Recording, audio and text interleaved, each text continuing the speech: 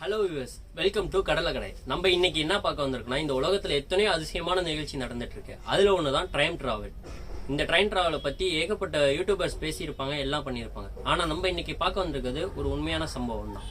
இந்த உலகத்திலே எக்கச்சக்கமான டைம் டிராவல்ஸை பத்தி பேசிட்டு இருக்காங்க. அப்படிதான் திரைப்படங்கள்லயும் சரி, இந்த அதில் சில பல இங்கிலீஷ் மூவி என்னன்னா எரேசர் 2067 அப்படின்னு சொல்லி இங்கிலீஷ் படமும், தமிழில் வந்து நேற்று நாளே 24 மாநாடுன்னு சொல்லி ஏகப்பட்ட டைம் டிராவல்ஸ் படங்கள் எடுத்துட்டு இருக்காங்க.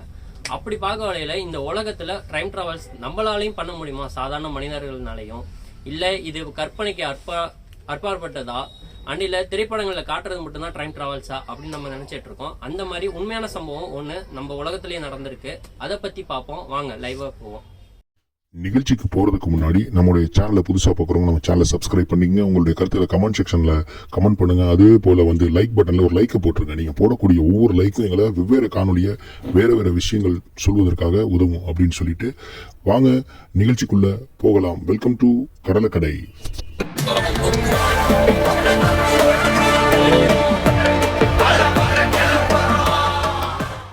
சரியா இப்பல இருந்து 21 வருஷத்துக்கு பின்னாடி நம்ம போவோம். 2003 அமெரிக்காவில் நியூயார்க் நகரத்துல எக்கச்சக்கமான பேர் ஷேர் மார்க்கெட்ல இன்வெஸ்ட் பண்ணிட்டு ஜெயிச்சிட்டு இருந்தாங்க. ஷேர் மார்க்கெட் லெவல் வேற லெவல்ல போயிட்டு இருந்துச்சு.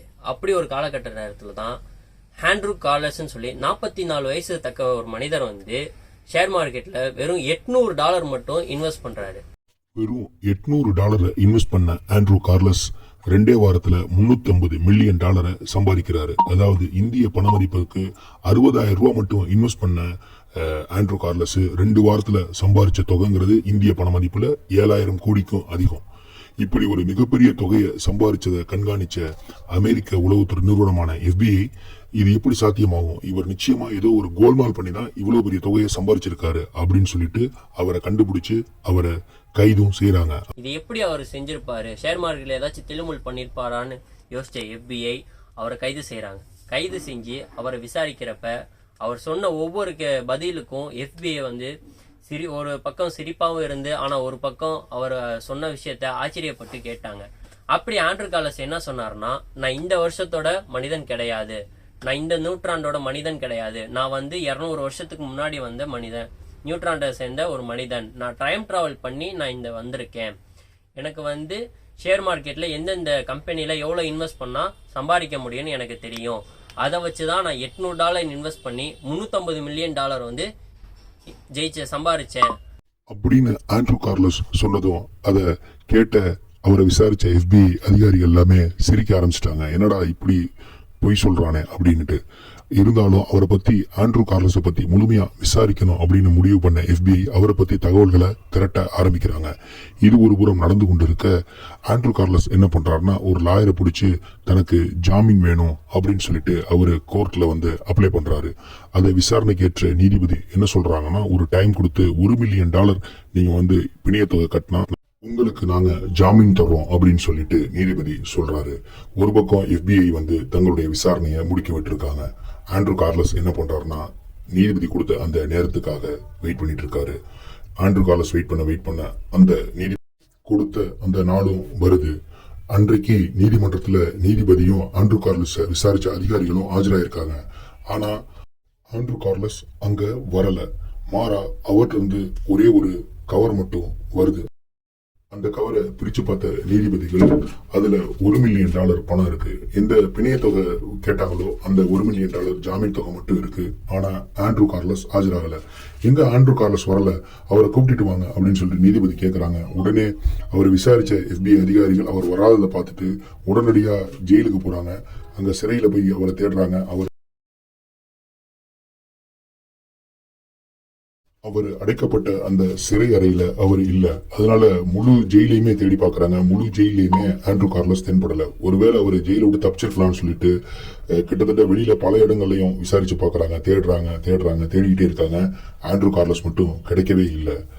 அதுக்கப்புறம் தான் ஒருவேளை அவர் சொன்னதெல்லாம் உண்மையா இருக்குமோ, அவர் வந்து டைம் டிராவல் பண்ணி 2250 2003 டைம் டிராவல் பண்ணி வந்திருப்பாரோ அப்படின்னு சொல்லிட்டு எல்லாருமே பேச ஆரம்பிக்கிறாங்க. இந்த சம்பவம் முழு அமெரிக்காவுமே அதிர்ச்சியாக்குது. பல பத்திரிகையாளர்கள் மற்றும் இந்த டைம் டிராவலை நம்பக்கூடிய பல விமர்சகர்களுமே இதுதான் டைம் டிராவல், ஆண்ட்ரூ கார்லஸ் என்பது ஒரு டைம் டிராவலரு, அவர் 2250 தான் டைம் டிராவல் பண்ணி இந்த 2003 வந்திருக்காரு, இது நிரூபணமாயிடுச்சு அப்படின்னு சொல்லி பேச ஆரம்பிக்கிறாங்க. இதனால ஆண்ட்ரூ கார்லஸை பத்தி முழுமையான தகவலை நம்ம தரட்டோம்னு சொல்லிட்டு அவர் வசிச்ச வாழ்ந்த இடங்களை பற்றி போயெல்லாம் வந்து FBI வந்து விசாரிக்குது.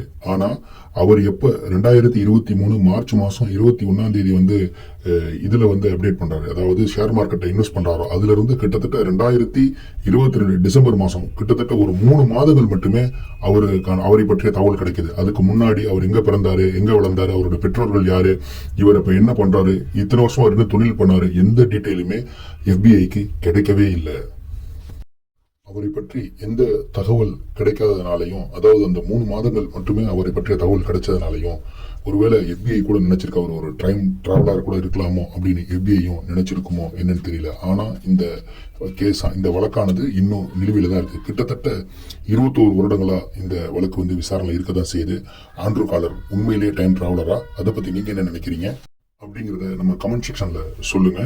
டைம் டிராவலுக்கு உண்மையிலேயே சாத்தியம் இருக்கா அப்படிங்கிறதையும் நீங்க வந்து நம்ம கமெண்ட் செக்ஷன்ல சொல்லுங்க. ஆண்ட்ரூ கார்லஸ் உண்மையிலேயே டைம் டிராவலரா, இல்ல டைம் டிராவலர் அப்படிங்கிற போர்வையில வந்து ஏதோ ஒரு தவறுகளை செஞ்சு யாருக்கும் சரி கட்டி தான் சம்பாதிச்ச பணத்தை சரி கட்டி அதுல தப்பிச்சு போயிட்டாரா அப்படிங்கிறதையும் சொல்லுங்க. ஆனா ஒரே ஒரு கேள்வி என்னன்னா, அவரை பத்திய தகவல் வந்து வெறும் 3 மாசம் மட்டும்தான் FBIக்கு கிடைச்சிருக்கு. அவர் எங்க படிச்சாரு, என்ன பண்ணாரு அப்படின்னு, அவர் பெற்றோர்கள் யாரு, எப்படி வளர்ந்தாரு, இத்தனை வருஷம் எப்படி வாழ்ந்தாரு, எங்க வேலை செஞ்சாரு அப்படின்னு எந்த தகவலுமே கிடைக்கல அப்படிங்கறதுதான் ஒரு ஆச்சரியமான தகவல். இதுதான் டைம் டிராவல் இருக்கு அப்படின்னு சொல்றவங்கள இது பாத்தீங்களா கிடைக்கல, அவர் டைம் டிராவலர் அப்படின்னு சொல்ல வைக்கிது.